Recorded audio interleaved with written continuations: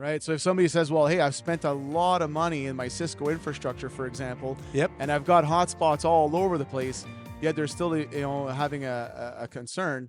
What would be your sales pitch or your information pitch on saying why it's not working with Cisco and it will work with Poynting?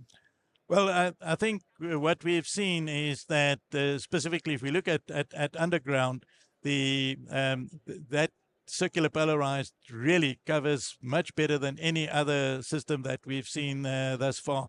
As far as the open pit is concerned, it's really down to planning, and then the radiation patterns that like I've said earlier, you can look at our spec sheet and it'll give you a very accurate uh, example of what our radiation pattern looks like. Okay. So that makes your planning a lot easier, knowing that this is actually going to perform like the spec sheet says it's going to perform. Right. So I would imagine in dealing in your conversations with multiple clients around the world, there's likely something that sticks out as most people don't know this. So when you're planning out your infrastructure and you're taking a look at how you're going to have connectivity across the mine, what would be that example that most don't seem to factor into their planning process?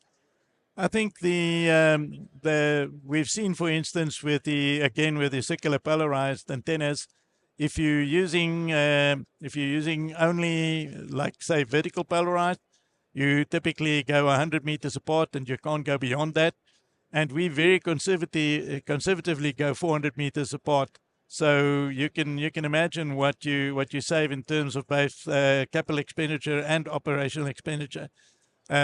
When I say operational expenditure, one of the things that do happen in mines quite often is due to the operations is that a vehicle may hit some of those access points.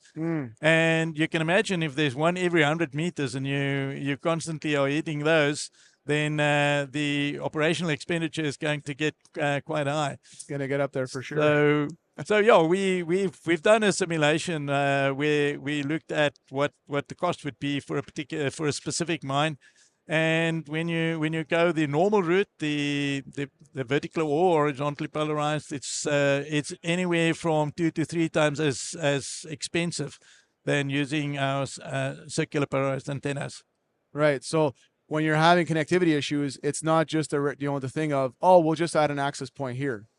No. You got to think, we got to add the antenna that's going to get us the distance that we need. Oh yeah. So we don't have these gaps and bands. That's right.